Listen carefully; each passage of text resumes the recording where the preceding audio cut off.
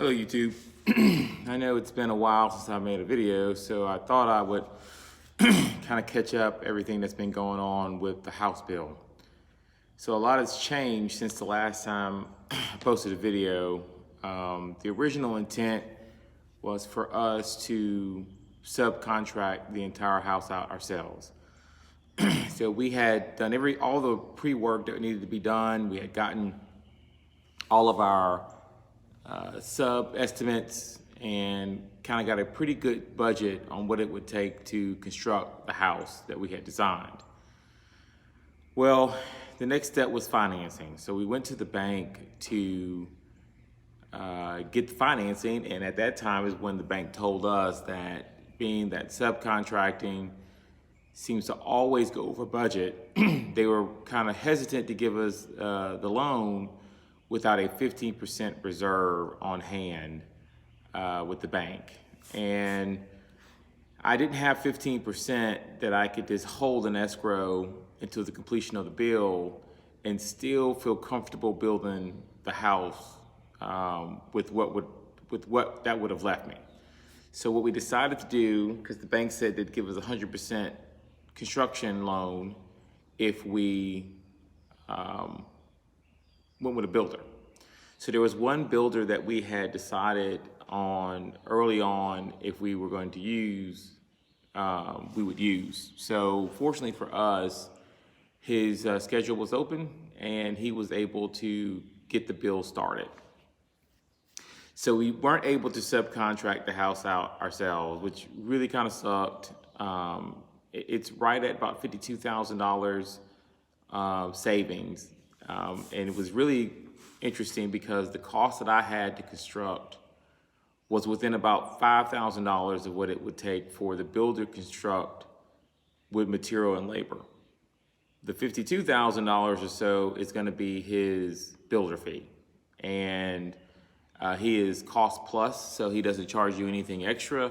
He just charges you his cost, his builder fee.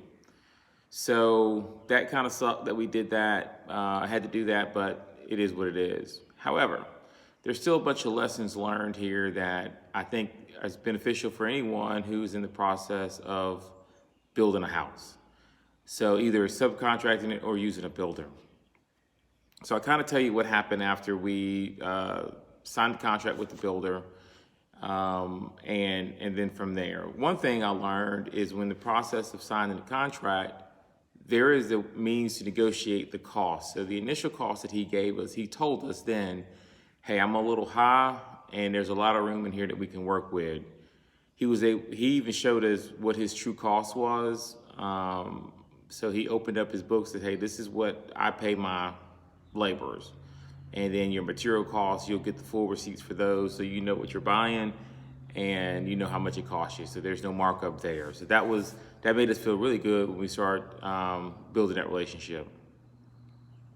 Well, negotiating the cost down to where we wanted it to be was a relatively easy process with him because it was, hey, I don't need these extremely high ornate design cabinets that he had originally quoted me for. That was like $40,000. Or I don't need true hardwood flooring when I can use an engineered wood. That's what we wanted to go with anyway. So that reduced us down from about $18 a square foot for flooring to somewhere closer around $8 a square foot for flooring. So there was a lot of things we were able to sit down and have an open, honest conversation about that we were able to get the cost down to where we were comfortable taking it to the bank.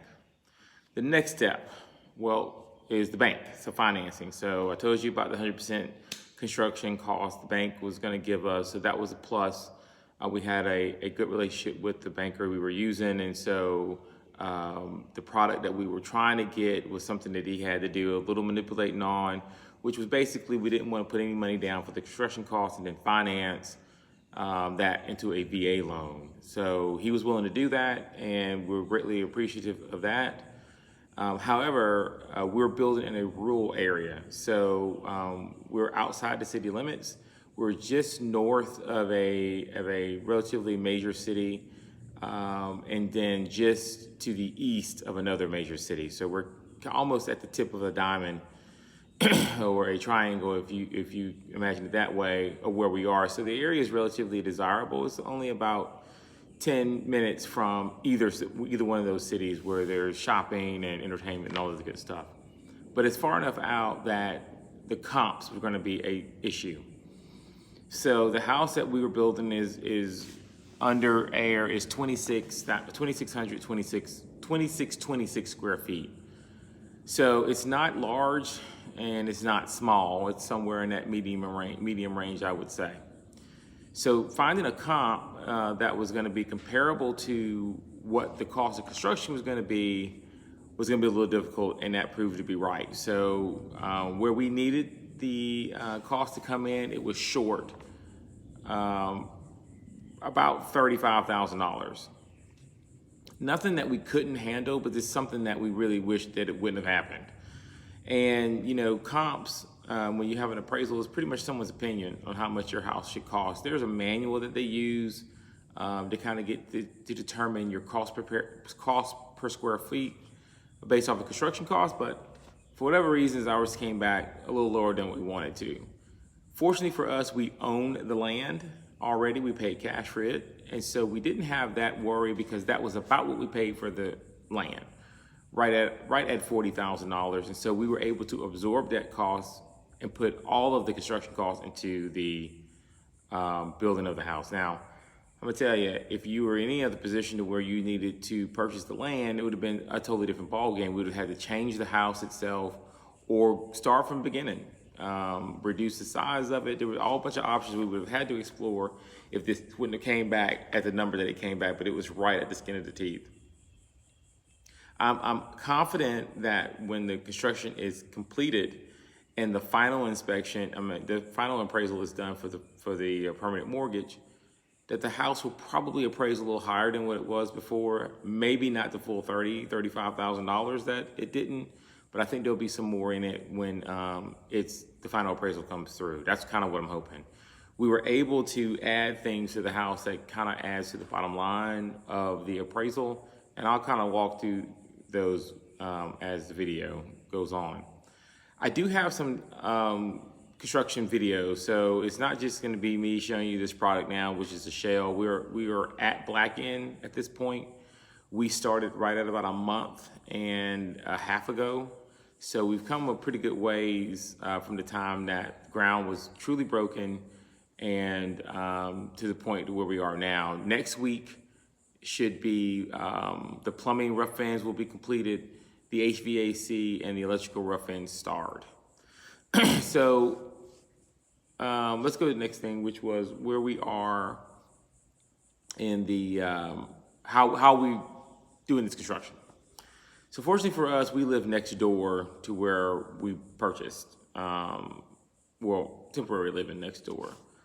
We have family next door to us, and so we have a camper that we're living in, and we're able to watch the construction from beginning to end. So every day to come over here and do somewhat of an inspection on the work, and the advantages of that, we can stop things and change things very early on in the process. That way we don't have to have a huge change order in the end. And I'll give you an example of that. The shower in the master bedroom, and I'll show you that in a little bit. The shower in the master bedroom, when we originally designed it, we thought would be a comparable size to what we were looking for. However, as soon as they put the studs up, the framing up for that shower, we immediately saw that it was too small.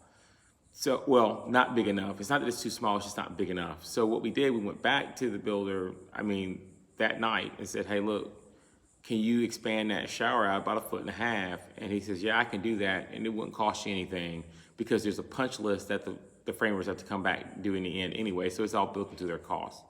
Had we not had seen that or noticed it, it could have been something that they would have had to bring the framers back out to do it, and there would have been an additional cost to it. So there was a huge advantage there. Some other changes that we decided to do on the fly as well is our door for our pantry. We wanted a pocket door on it. And again, that's, hey man, can you do a pocket door here? And he's like, yeah, absolutely. We'll put it into the framing. We'll be able to absorb that in the framing cost, opposed to me coming back later on and then have to build that out. So there's a huge advantages of being able to come right next door, come over and watch what's going on. There are some things that we caught that we thought needed to be fixed that they had already caught. And I have some pictures of it. The top of the garage doors were at different heights. One was 10 feet and one was 8 feet. So I said, hey, look, do you know that these are different heights? And he was like, hey, I appreciate it, man. We had noticed it already. We're in the process of changing it to the correct 8 foot height. So there's a lot of advantages there that we, again, just would not have maybe caught in time during the course of the build. So there's a lot of advantages if you can come out every day to kind of just do a walk down of your site to make sure things are as they appeared on paper or even in your mind, because there were some things that, like I said before, we never considered, like decking for the attic. We knew we was gonna have an attic. How much decking went up in the attic? Well, that was a whole another conversation, because the question is, how are we gonna insulate the attic? In which I'll talk about also in this video. So right now, let's do a quick walk around of the site, and I kind of show you what we're working with here. Okay, so this is the front door area. It's a small little porch. It's nothing huge with a porch, but what we wanted to do was be able to have a small little sitting area. There's 2 beams here that support that. The design of the front porch has changed over time. It was originally not like this. It was a little bit more ornate, and so we kind of just straightened out the lines here and put the 2 beams up and simplified it. As you come into here, you come into the 2 double French doors, and here's the foyer. And I'll kind of turn around so you can see from within the house. There's the foyer back outside, and then here to this to the left, coming into the door, is what we're calling the sitting room here in the living room. And so to kind of give you a perspective, what the plan was for us to be able to have an open flow area, but still have some place where we can kind of separate if we need to. So it's a small little sitting area, a couch and a couple chairs will be in there. We come over here to the right, and you'll see that we have the dining room. So this area right here is the dining room, supported by a pretty nice beam here that allowed us to kind of put some design to it as well and do some support there on that wall. So here is the wet bar. And so right here in this area is the wet bar. Let's see if I can get a better picture of it there.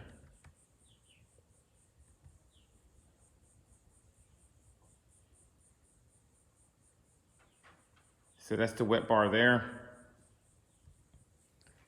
And then around here is the kitchen.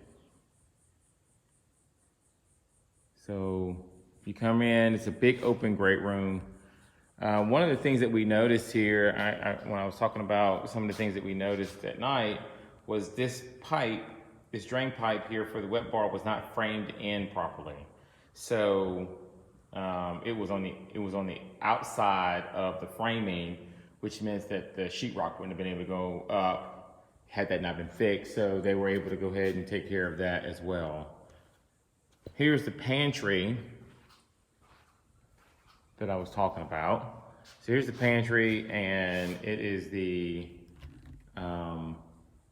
pocket door that we were referring to.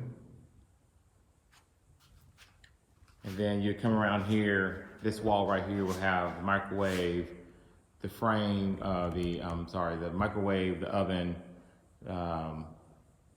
and the cooktop range. And then here in the center will be the island with the dishwasher. And then this wall over here will have our refrigerator and freezer on it with cabinet space on it. And we come around here to the back, and this door you see here, the patio door, is a 4-pane double pocket patio door. So it slides in, as you see there, and has this large opening. It's about 9 feet in an open space there, and all this will be framed on either side of it.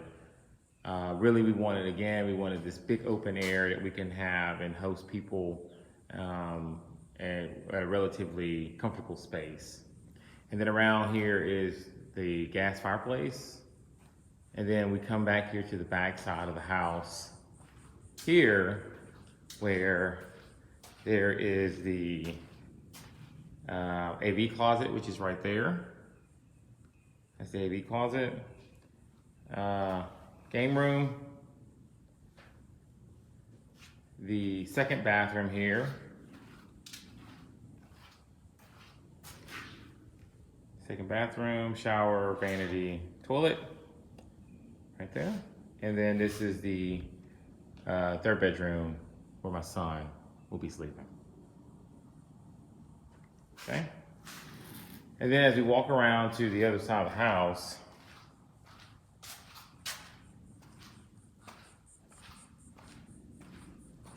is where you get the master suite. So before we get there, we have a half bath right here. Better to shoot it from right here. There's a half bath right there. It's a 3-car garage, and this is the double car garage right here. So we'll walk around this way. It's a double car garage here.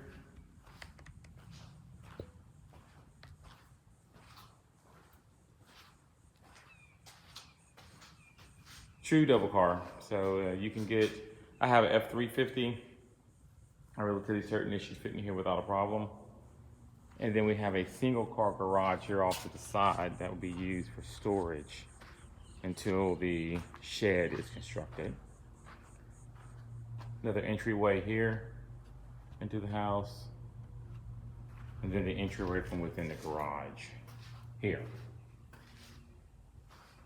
Utility room is right here. So you can see a lot of the plumbing rough-ins already done. They have a little bit more to do, but there's not too much more. Okay.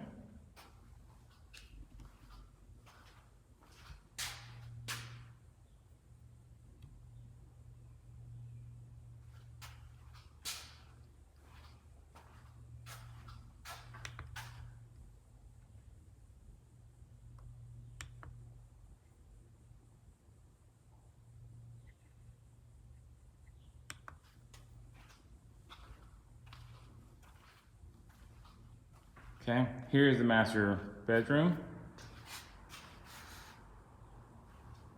So you have the master bedroom here. 3 large windows that kind of come out there. 3 large windows. And then there's an entry from the patio, which I'll come around there and show you that in a minute. That lets you come in. And then the master bathroom. So here are the double vanities here along this wall. This is the master closet. See there? Toilet. And then here is going to be a vanity area for my wife. She'll have a vanity desk there, a mirror. And then here is the shower. Now they haven't changed that wall yet that we talked about, but you can see this wall right here. If I can get the depth right. So this wall, I don't know. This wall right here that I'm pointing at will come out about a foot. So I can get a picture of it. Come out about a foot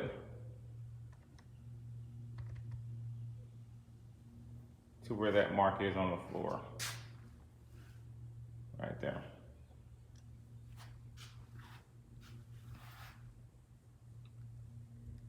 So that's it on the inside. It's kind of a simple design. It's not overly expansive, you know, it's a really simple design. Then I'll come back out here and show you the back patio. So the back patio here, we'll have an outdoor kitchen along that wall right there. See the plumbing's already done.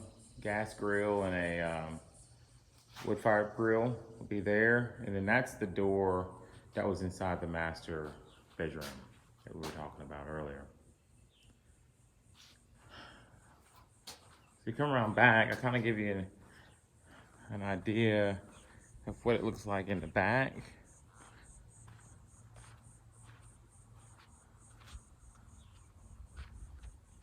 As you can see, again, very simple design. It's a high-pitched roof, mainly because the original design has a second floor on it, which we deleted.